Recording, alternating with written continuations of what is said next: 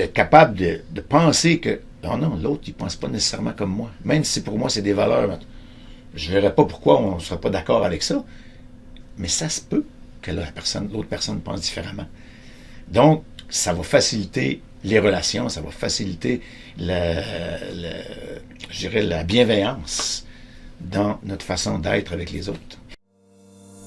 À toi, qui veux créer un monde meilleur. Merci d'être là. Merci d'exister. Parce que ton temps est précieux. Prends le temps de t'arrêter pour t'inspirer, pour que ta prochaine action fasse une vraie différence. Bienvenue dans l'équipe d'Inspirix. Bienvenue tout le monde, je suis accompagné de mon frère David aujourd'hui. Comment ça va, David? Ça va bien, Michel. Bonjour. Bonjour tout le monde. Aujourd'hui, on introduit un des grands fondements, là, j'ai envie de dire, de nos peer coaching, là, dans les premières connaissances qu'on s'est partagées entre nous. C'est David là, qui avait récemment appris des concepts sur la théorie du choix, qui nous a tout de suite donné le goût d'en apprendre plus, puis qui a nourri notre habitude là, d'apprendre à chaque semaine. Puis là, aujourd'hui, David nous a préparé un enregistrement spécialement sur ça. Le premier, probablement, de plusieurs, parce qu'il y a beaucoup de choses à dire. Puis le premier concept qu'il a choisi de présenter, c'est le monde de qualité. Pourquoi commencer par ce concept-là? Moi, je sais qu'il y en a plusieurs autres, je suis curieux de savoir pourquoi tu as choisi celui-là. Ouais, ben, pour moi, c'est le plus utile. Puis c'est le plus évident qu'on a tous un monde de licorne qu'on aimerait donc avoir. Le monde magique qu'on voudrait être. Dans un monde idéal, ça devrait se passer comme ça. Et ça nous drive. C'est ce qui guide la plupart de nos choix, dans le fond. Fait que si on en prend vraiment conscience, puis si on se le partage, ça a un impact majeur. Pas juste sur soi, mais sur les autres. Et sur le partager, là, des fois, ça devient contagieux parce qu'on peut ajouter des images, on peut ajouter des licornes, puis on peut en enlever, là. Puis ça aussi, c'est intéressant, là, parce que c'est pas tout le monde qui se rend compte de ça. J'avoue que c'est ce que j'ai trouvé le plus puissant en t'ayant écouté. C'est un outil, dans le fond, qui aide à comprendre l'autre, à mieux comprendre l'autre. On est entouré d'autres autour de nous, et mieux se comprendre soi-même. Quel outil puissant, si on veut espérer créer un monde meilleur, il faut au moins comprendre qui nous sommes, puis on est entouré de qui. Puis c'est un outil tout simple qui va pouvoir vous aider à faire ça. Fait que j'ai hâte que tu le présentes. Puis en plus, tu l'as fait accompagner. David, toi qui aimes ça, travailler en équipe puis discuter avec quelqu'un, tu as trouvé un de tes mentors au début. Je serais curieux que tu racontes aussi là, la première fois que tu l'as rencontré, comment que c'est venu ce sujet-là entre vous deux, là, puis pourquoi aussi vous avez choisi de l'enseigner ensemble, ce concept-là. Je t'écoute. Oui, les années passent, hein, ça fait déjà quelques printemps, genre, mettons, 17 printemps. Ouais, c'est ça, il y a à peu près 17 ans, Jean-Maurice, on était dans la même école, puis à un moment donné, moi j'avais eu déjà, dès ma première année, je suis chanceux, hein, une petite formation sur la théorie du choix, puis c'est comme, c'est intéressant! Parce que à l'époque, il y avait beaucoup l'idée qu'il faut casser les jeunes. Tu sais, faut que tu aies la discipline, puis que tu casses les jeunes. Tu sais, c'était très, je vais te contrôler, tu as le contrôle de ta classe. Puis moi, j'ai toujours trouvé un malaise là-dedans. J'ai comme, j'aime pas ça, je veux pas ça. Mais en même temps, j'étais un peu trop gentil. Je le suis encore un petit peu trop gentil, là. Mais la théorie du choix, ça a été génial parce que ça m'a donné des outils pour avoir beaucoup de courage tout en gardant la considération de l'autre. Fait que quand Jean-Maurice m'a dit « Hey, je m'en vais suivre une formation là-dessus », j'ai fait « Hein, la semaine prochaine, je peux-tu y aller? » Puis il a fait « Ben là, fais ta demande, là. » Puis finalement, toutes les astres se sont alignés. On a appris ça ensemble, on a toutes fait les étapes de formation ensemble, puis ça l'a fait quelqu'un au quotidien, parce que je travaille avec qui on peut échanger, puis sur les retours, puis tu sais, dans le fond, c'est un processus sur plusieurs années, on a eu plusieurs formations, puis c'est encore le fun de se le rappeler, parce que des fois, il y a certaines choses qui sont une petite affaire contre-intuitive, fait que ça vaut la peine de l'avoir en tête, mettons. Puis tu as gardé ce lien-là pendant les 17 années jusqu'à aujourd'hui pour dire « Hey, on s'enregistre-tu ensemble maintenant? » Comment vous êtes arrivés à ce choix-là? Parce qu'on a fait toutes les formations pour être formateur. Puis en même temps, Jean-Maurice dit « Ouais, mais t'as peu, là. Tu sais, David, toi, t'as du courage. Tu vas donner ton nom, tu vas dans des écoles de formation. Mais moi, on dirait que je suis pas rendu là. » Puis là, je fais comme « t'as peu. » En partie, jasons-en, voir. Puis en même temps, les fois que j'ai fait, durant les formations, du team teaching avec, On a une personnalité très complémentaire, je trouve. Lui, il est prudent, posé, puis moi, des fois, je pars. Fait que tu sais, ça balance, là. Ah, c'est cool. J'ai hâte que vous entendiez tout ça. Puis avant de vous laisser l'écoute, là, j'avais envie de poser une question que je posais à David suite à l'écoute. Là. Il y a un concept clé qui est le monde idéal, qui est divisé en 3 grandes catégories, là, où est-ce que vous allez le voir dans la vidéo, là, les personnes, les activités, puis les valeurs. Mais le point que je me suis permis d'élargir avec David, c'est que c'est des catégories très vastes. Là. Nos activités, là, tu peux voir ça comme ta job de rêve, finalement, aussi. Là. Ou encore une fois, là, on peut voir là, dans les activités ou peut-être les personnes, je ne sais pas trop, tu peux rêver d'avoir un objet, par exemple, aussi. Là, tout ce que tu désires, finalement, tout ce que tu souhaites, tout ce que tu aimes ou que tu aimerais avoir, finalement, là, statut social, name it, là, tout ça fait partie du monde de qualité. Fait que je voulais juste vous nommer que c'est très vaste, finalement. Fait que peu importe ce que vous... toutes les pulsions qui vous montrent quand vous allez vous-même essayer de définir votre propre monde de qualité, vous avez le droit à toutes ces réponses. Oui. Vous attendre, et les publicités utilisent ça fréquemment. Alright. Fait que David, je te laisse le mot de la fin. Ou ça l'était peut-être déjà, ce mot de la fin? Je disais juste que, tu sais, le monde de qualité, dans le fond, plein de monde l'utilise. Notamment, toutes les publicités essayent de nous mettre des images dans notre monde de qualité pour nous influencer, hein, en fait. Fait que, laissons pas juste les compagnies qui veulent nous vendre des choses rajouter des images, là. Prenons les rênes nous-mêmes aussi. Bonne écoute!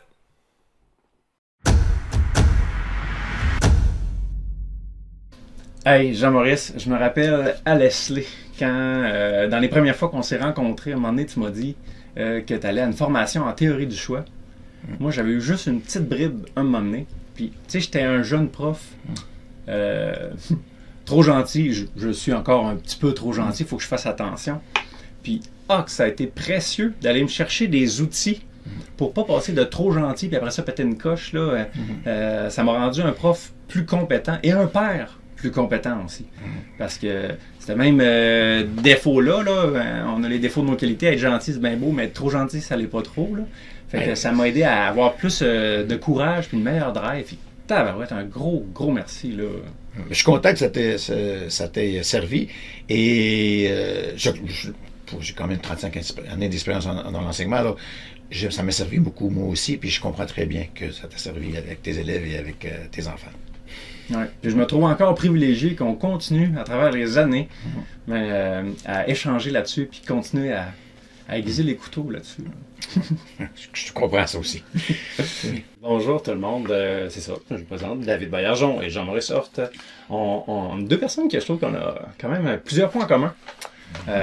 Jean-Maurice est un nouveau retraité de l'enseignement, je suis enseignant depuis 20 ans, on est tous pères des adolescents, hein? Un garçon de 15 ans, moi une fille de 15 et 13, quoi d'autre? On est instructeur en théorie du choix, une approche qu'on adore les deux, puis d'ailleurs c'est ça qu'on va vous parler un peu aujourd'hui, hein?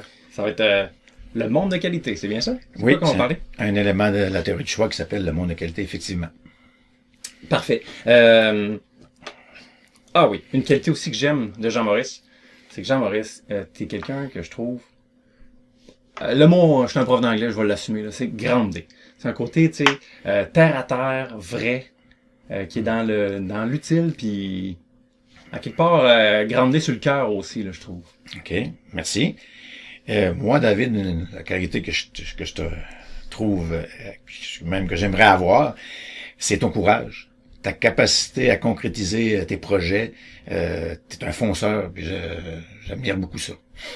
Je pense que quand on admire une qualité chez quelqu'un, souvent, dans le fond, on l'a, parce que t'es ici, maintenant, en train de faire ça. Oui, ça me fait plaisir. Ouais, bravo. Bon, hey, le monde de qualité, pourquoi ça vaut la peine d'apprendre ça, là? OK, le monde de qualité, c'est un élément de la théorie du choix de William Glasser, qui nous permet de nous comprendre nous-mêmes, de comprendre les autres.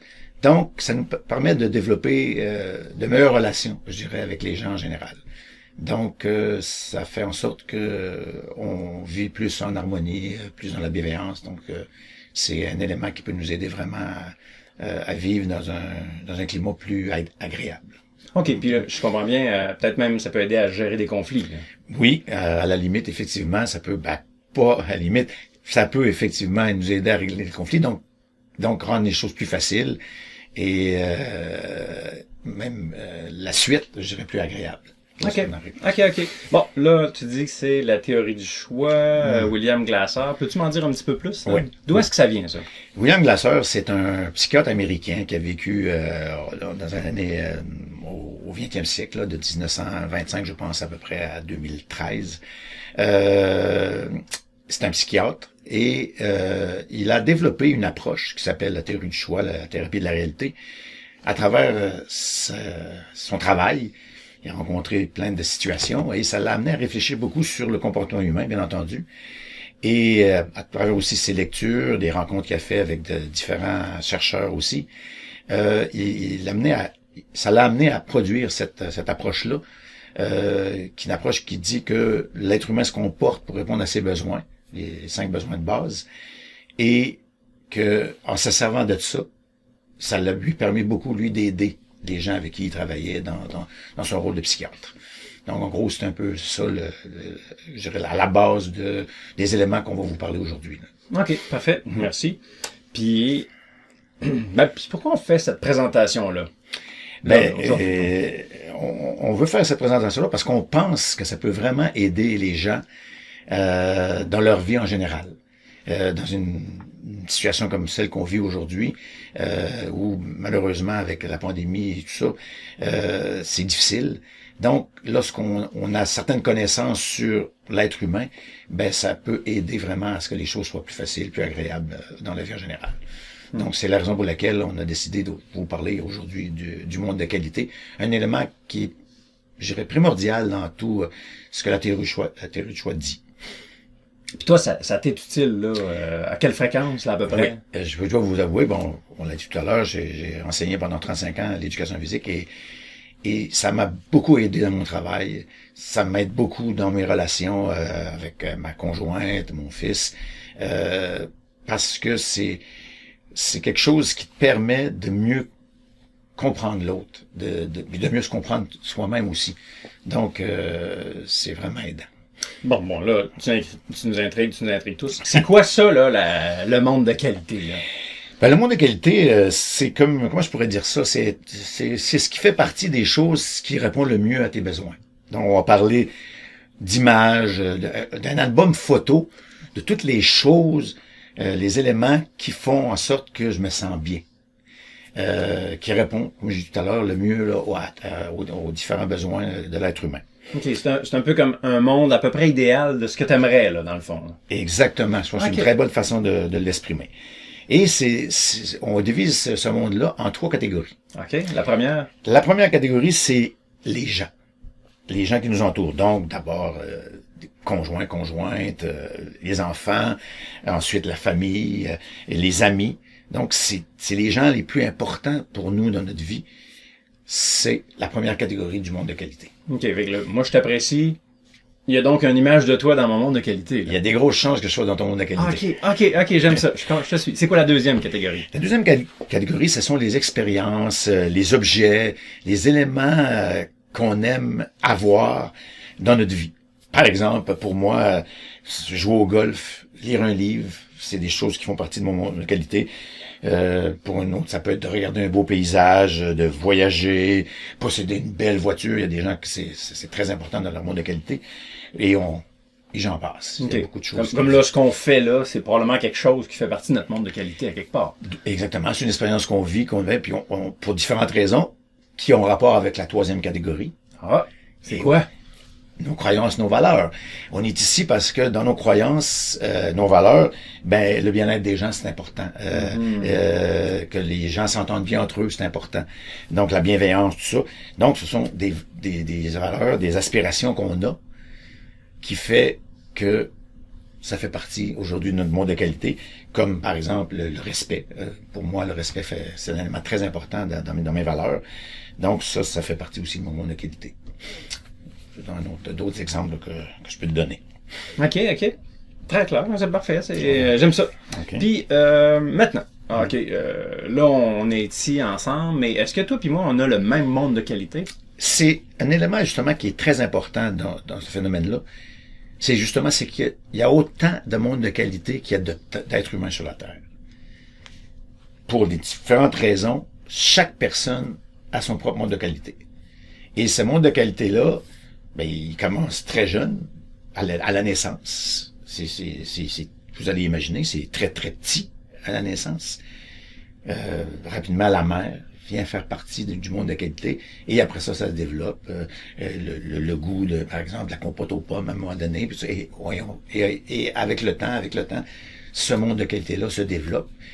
Et il est très spécifique à chaque personne. OK, Ça, fait que même si on fait partie de la même famille, on n'a pas le même monde de qualité, hein? Non. Et ça aussi, c'est une chose importante. Puis dans les relations familiales, même à l'âge adulte, le fait de comprendre que mon frère, par exemple, n'a pas le même monde de qualité que moi, ben dans mes relations, ça va m'aider aussi. Parce qu'il pour différentes raisons, il y a pas le même monde de qualité que moi. Puis ça, c'est important que je le sache, que je le conscientise. Ouais, parfait. Parce que sinon, ça peut éviter de se scandaliser là, des fois des différents choix, des différentes valeurs. Exactement. OK. Puis, ce monde de qualité-là, t'as dit qu'il évoluait. Il évolue toute notre vie. Oui. Précisément, il ajoute toujours des nouvelles images. Je dirais qu'il est en constante évolution. À un moment donné, il y a certaines images qui peuvent sortir dans notre monde de qualité pour différentes raisons. Et bien entendu, il s'en ajoute tout le temps. Je rencontre une nouvelle personne, par exemple, puis que je l'apprécie, puis j'aime ses valeurs, j'aime ses croyances, j'aime partager des choses avec elle. Cette personne-là, ben je vais l'ajouter dans mon monde de qualité. Et il y a d'autres circonstances qui vont faire que je vais sortir des choses de mon monde de qualité. Je donne un exemple. Par exemple, moi, je suis un joueur de hockey depuis que je suis tout petit. J'ai 62 ans, j'ai de l'arthrose. Je sais qu'à un moment donné, je vais devoir arrêter de jouer au hockey.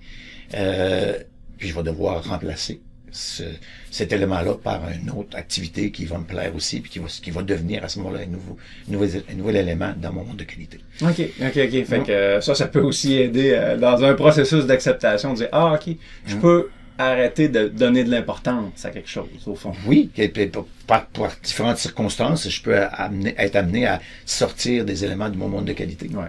Probablement que c'est un deuil à chaque fois, par exemple. Hein?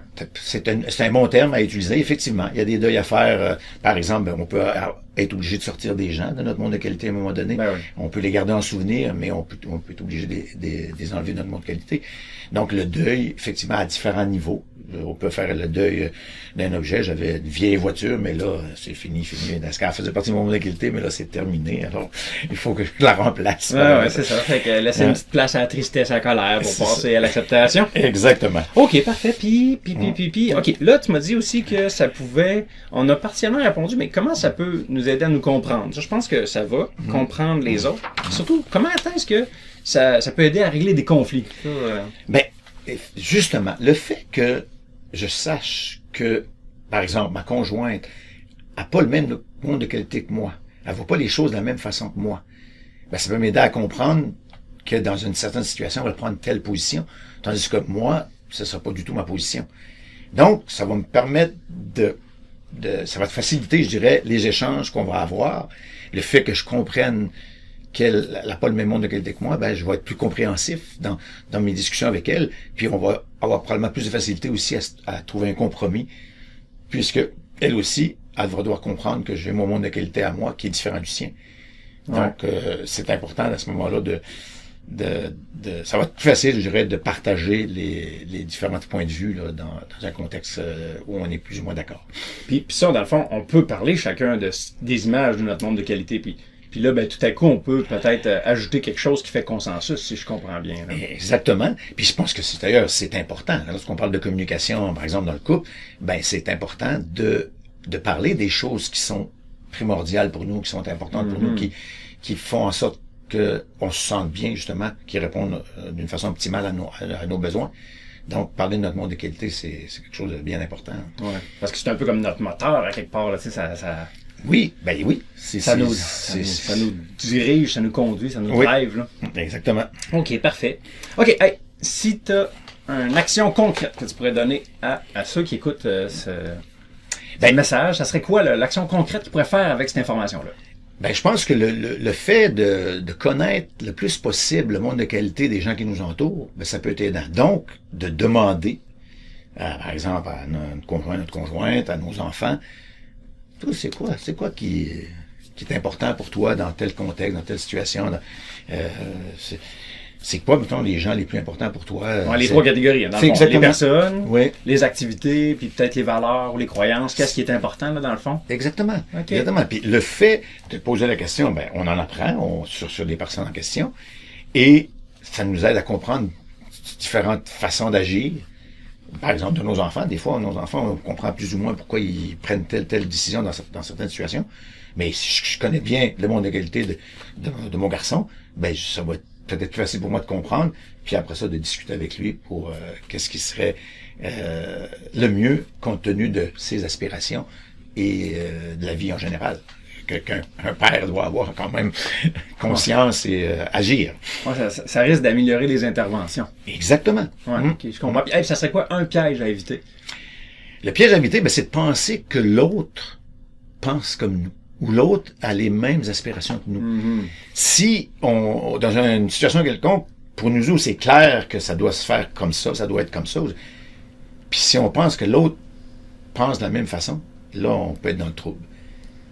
Donc, d'être capable de penser que, non, l'autre, il pense pas nécessairement comme moi. Même si pour moi, c'est des valeurs, je verrais pas pourquoi on ne serait pas d'accord avec ça. Mais ça se peut que l'autre personne pense différemment. Donc, ça va faciliter les relations, ça va faciliter je dirais la bienveillance dans notre façon d'être avec les autres. Donc, jamais prendre pour acquis que l'autre personne pense comme nous ou croit aux mêmes choses que nous, etc. Puis, si je te suis bien, si jamais j'ai dans mon monde de qualité que les membres de ma famille devraient penser comme moi, ça serait stratégique d'enlever cette image-là parce qu'elle n'est pas utile. Elle n'est pas utile, puis même elle peut te nuire dans bien des situations. Parce que, je veux dire, par exemple, une de tes filles, si elle sent que tu la comprends pas, que tu n'es pas à son écoute, parce que c'est toujours tes affaires à toi qui sont dans sa façon de percevoir comment toi t'agis avec elle, que c'est toujours toi qui as raison, à un moment donné, elle ne sera pas bien. C'est sûr qu'elle ne sera plus bien parce qu'elle ne sera pas reconnue dans ce qu'elle est vraiment. Ça, c'est important de reconnaître les gens comme ils sont vraiment. Très important. Effectivement, c'est un bon piège à éviter, surtout quand tu questionnes sur le monde de qualité de quelqu'un. Faut que tu sois prêt à accueillir vraiment ce qui va sortir. Mais oui. Puis même, je dirais, moi, je pense que c'est important de s'en intéresser. Ouais. De dire, oui, je trouve ça intéressant, puis prends-moi en plus. Puis je pense que ça même, je pense, améliore le lien avec les personnes. Ah, parfait. Hey, merci beaucoup, Jean-Maurice. Il va y en avoir d'autres, des séries de vidéos ensemble. Puis, si jamais tu trouves que ça a été utile, cette vidéo-là, puis tu penses que ça pourrait être utile à quelqu'un d'autre, s'il te plaît, partage-y. Et merci. Merci. Bonne fin de journée. Bonne fin de journée.